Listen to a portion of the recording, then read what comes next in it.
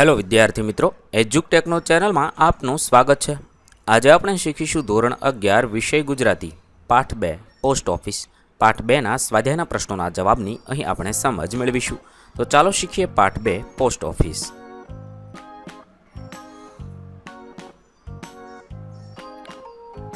સ્વાધ્યાયના પ્રશ્નમાં પ્રશ્ન નંબર 1, નીચેના પ્રશ્નોના ઉત્તર એક એક વાક્યમાં લખો। સવાલ નંબર 1, અલી ડોસાને એ જગ્યાએ બેસવાનો કેટલો અભ્યાસ હતો? જવાબમાં લખી શકાય, અલી ડોસાને એ જગ્યાએ બેસવાનો 5 વર્ષનો અનુભવ હતો। 2, અલી ડોસા પર આવેલા પત્રનો પોસ્ટ માસ્તરે શા માટે ઘા કરી દીધો? જવાબ થશે, દૂર દેશાવરમાં રહેતી પોસ્ટ માસ્તરની દીકરી માંદી હતી અને તેના સમાચારની રાહ જોતા પોસ્ટ માસ્તર ચિંતાતુર હતા। એવામાં એમની પાસે પડેલા ટપાલના થોકમાંથી તરત એમણે પોતાનું છે એમ સમજીને એક કવર ઉંચક્યું, પણ એ કવર અલી ડોસાનું સરનામું જોયું એટલે પોસ્ટ માસ્તરે વીજળીનો આંચકો લાગ્યો હોય તેમ અલી ડોસા પર આવેલા પત્રનો ઘા કરી દીધો। 3, અલી ડોસો રોજ શા માટે પોસ્ટ ઓફિસે આવતો હતો? જવાબ થશે, દૂર રહેતી તેની દીકરી મરિયમનો કાગળ એક દિવસ આવશે એવી જરૂર શ્રદ્ધા 2 આશા અલીમાં હતા, તેથી અલી ડોસો રોજ પોસ્ટ ઓફિસે આવતો હતો। 4, લેખકના મતે અર્ધું જગત ક્યારે શાંત બની શકે? જવાબ થશે, લેખકના મતે મનુષ્ય પોતાની દ્રષ્ટિથી જોવાને બદલે બીજાની દ્રષ્ટિથી જુએ તો અર્ધું જગત શાંત બની શકે। 5, લક્ષ્મીદાસ અને પોસ્ટ માસ્તરે મરિયમના પુત્રનું શું કર્યું?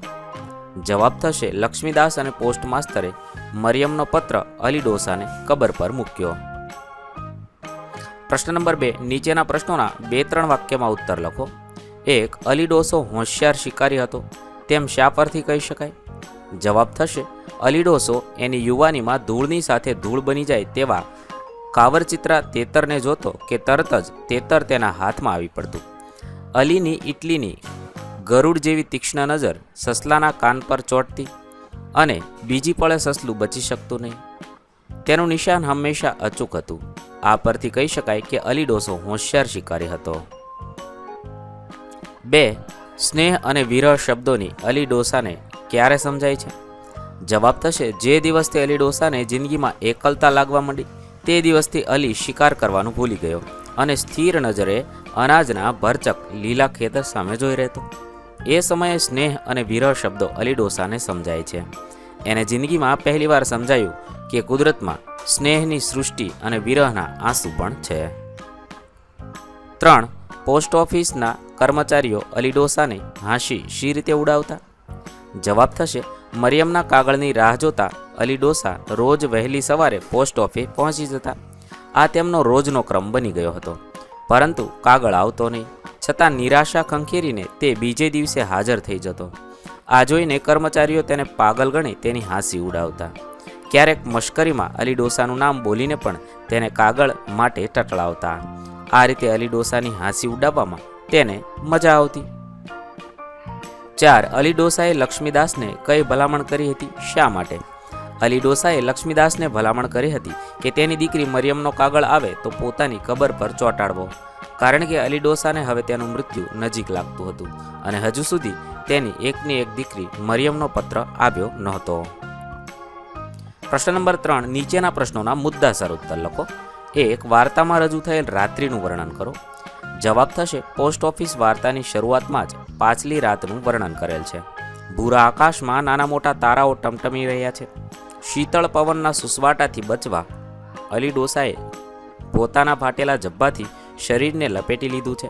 કેટલાક ઘરોમાંથી ઘંટીના અવાજ સંભળાય છે, તેની સાથે સ્ત્રીઓના અવાજ સંભળાઈ રહ્યા છે। એકાદ કૂતરાનો અવાજ, અકાળે જાગી ગયેલા પક્ષીના અવાજો સિવાય આખું શહેર શાંત હતું। લોકો મીઠી નિદ્રા માણી રહ્યા હતા। શિયાળાની રાત વધુ ગાઢ બનતી જતી હતી। મનુષ્યના સ્વભાવ જેવી શિયાળાની ઠંડી કાતિલ હથિયારની જેમ પોતાનું સામ્રાજ્ય ચારે બાજુ ફેલાવી રહી હતી। રાત્રિ વધારે શીમણી બનતી હતી। પવન સોંસરવો નીકળી જતો હતો। શુક્રના તારાનું મીઠું તેજ બરફ પડે તેમ પૃથ્વી ઉપર ઠંડીના કટકા જેવું પડતું હતું। 2, પોસ્ટ ઓફિસ અલી ડોસા માટે ધર્મક્ષેત્ર તીર્થસ્થાન બન્યું। આ વિધાન સમજાવો। જવાબ થશે અલી ડોસો વૃદ્ધ થતાં તેને દૂર સાસરે રહેતી એકની એક દીકરી મરિયમની યાદ સતાવતી હતી. ડોસો દીકરીના વિરહમાં ઝૂરી રહ્યો હતો. તે દીકરીના પત્રની રાહમાં દિવસો વિતાવતો હતો. તે જાણતો હતો કે પત્ર આવશે તો પોસ્ટ ઓફિસમાં જશે. આથી તે દરરોજ વહેલી સવારે શહેરની પોસ્ટ ઓફિસે પહોંચી જતો. જેમ કોઈ ભાવિક ભક્ત પરમાત્માના દર્શન માટે પવિત્ર ધર્મક્ષેત્ર તીર્થસ્થાનમાં શ્રદ્ધા અને વિશ્વાસથી જાય, એમ અલી ડોસો પણ દીકરીના પત્રની આશામાં શ્રદ્ધા અને વિશ્વાસથી પોસ્ટ ઓફિસે જતો. આમ પોસ્ટ ઓફિસ અલી ડોસા માટે ધર્મક્ષેત્ર તીર્થસ્થાન બની ગયું હતું. 3. અલી ડોસાનું પાત્ર લેખન કરો. જવાબમાં લખી શકાય, અલી કોચમેન એની યુવાનીમાં કુશળ શિકારી હતો. તેનું નિશાન અચૂક હતું. એક પણ પક્ષી તેની બાજ નજરમાંથી છટકી શકતું નહીં. પરંતુ વૃદ્ધાસ્તવાય તે પહોંચતા તેનામાં ગજબનું પરિવર્તન આવ્યું. તે શિકારી માટે એક સંવેદનશીલ વત્સલ માનવ બની ગયો. વૃદ્ધાવસ્થામાં તેને દૂર સાસરે હતી તેની એકની એક દીકરી મરિયમની યાદ આવતી હતી. તે પુત્રીના વિરહમાં તડપતો હતો. દીકરીના પત્રની રાહ જોતા અલી માટે પોસ્ટ ઓફિસ જાણે તીર્થસ્થાન બની ગયું હતું. તેને શ્રદ્ધા અને વિશ્વાસ હતો કે એક દિવસ તેની દીકરીનો પત્ર જરૂર આવશે. આથી રોજ વહેલી સવારે પોસ્ટ ઓફિસે પહોંચી જતો અને સાંજ પડે નિરાશ થઈને પાછો વળતો. આથી તે પોસ્ટ ઓફિસના કર્મચારીઓ માટે ઉપહાસનું પાત્ર બની ગયો હતો. કર્મચારીઓ તેને ગાંડો ગણતા હતા. એક દિવસ અલી ડોસાને લાગ્યું કે તે હવે લાંબુ નહીં જીવે. તેની ધીરજ ખૂટી ગઈ. તેણે પોતાની દાબડીમાંથી 5 ગીની કાઢી. તેણે લક્ષ્મીદાસ નામના કર્મચારીને વિનંતી કરી, આ ગીની મને કામની નથી. અલ્લાહની સાક્ષીએ તમને આપું છું. મારી મરિયમનો પત્ર આવે તો મારી કબર પર પહોંચાડશો. પોતાની પુત્રી પ્રત્યેનું અલીનું વાત્સલ્ય આ સિવાય બીજું કશું કરી શકે? આ વાર્તામાં અલીના જીવનના 2 હૃદયસ્પર્શી પાસા રજૂ થયા છે. પહેલું તો યુવાનીમાં શિકાર કરવાનો આનંદ લૂંટતો અલી, અને બીજું વૃદ્ધાવસ્થામાં દીકરીના વિરહમાં તડપતા એક વત્સલ પિતા. આ રીતે અલી ડોસાનું પાત્રાલેખન કરી શકીએ. સવાલ નંબર 4. પોસ્ટ ઓફિસ વાર્તાનો અંત તમારા શબ્દમાં લખો. જવાબમાં લખી શકાય, વૃદ્ધાવસ્થામાં અલી ડોસો પોતાની એકની એક દીકરી મરિયમના વિરહમાં તેના પત્રની પ્રતીક્ષામાં ઝૂરી રહ્યો છે. તેને આશા હતી કે દીકરીનો પત્ર જરૂર આવશે, પણ એની આશા નિષ્ફળ નીવડે છે. અલી ડોસાને લાગ્યું કે હવે તે લાંબુ નહીં આવે. આથી તેણે પોસ્ટ ઓફિસના એક કર્મચારી લક્ષ્મીદાસને બોલાવ્યો. અલી ડોસાએ પોતાની પાસે રાખી મૂકેલી 5 ગીની અલ્લાહની સાક્ષીએ એક કર્મચારીને આપી અને વિનંતી કરી, આ ગીની મારે હવે જરૂર નથી. તમને કામમાં આવશે, પણ મરિયમનો પત્ર આવે તો મારી કબર પર મૂકજો. એ વાતને 3 મહિના વીતી ગયા. પછી એક દિવસે તેની દીકરી મરિયમનો પત્ર આવ્યો. એ અરસામાં પોસ્ટ માસ્તર પોતાની દીકરીના સમાચાર ન મળતા ચિંતાતુર હતા. એમની દશા પણ અલી ડોસા જેવી હતી. એવા કર્મચારીએ તેમને અલી ડોસા મરી ગયાના સમાચાર આપ્યા. પોતે અલી ડોસાની વેદના ન સમજી શક્યા. એમને દુઃખ હતું. એ સાંજે કર્મચારી લક્ષ્મીદાસ અને પોસ્ટ માસ્તર બંને જણા અલી ડોસાની કબર પર જઈને અલીની દીકરી મરિયમનો પત્ર મૂકી આપ્યા. આમ દીકરીના પત્રને ઝંખતા વત્સલ પિતાની વેદના વ્યથાથી વાર્તાનો અંત આવે છે. અહીં આપણા પાઠ 2ના પ્રશ્નોના જવાબ પૂર્ણ થશે. વિદ્યાર્થી મિત્રો, ધોરણ 11ના ગુજરાતી વિષયના તમામ પાઠના પ્રશ્નોના જવાબના વિડીયો આપણી ચેનલ પર ઉપલબ્ધ છે, જે તમે ધોરણ 11 ગુજરાતી સ્વાધ્યાય નામના પ્લેલિસ્ટમાંથી મેળવી શકો છો. પ્લેલિસ્ટની લિંક વિડીયોના ડિસ્ક્રિપ્શનમાં આપેલી છે. તથા જો તમારે તેની પીડીએફની જરૂર હોય તો તે તમે આપણી એપ્લિકેશન પરથી મેળવી શકો છો. એપ્લિકેશનની લિંક પણ વિડીયોના ડિસ્ક્રિપ્શનમાં આપેલી છે. વિદ્યાર્થી મિત્રો, આપેલા વિડીયોની જો તમારે પીડીએફની જરૂર હોય તો તમે આપણી એપ્લિકેશન સ્માર્ટ સાથી પરથી મેળવી શકશો.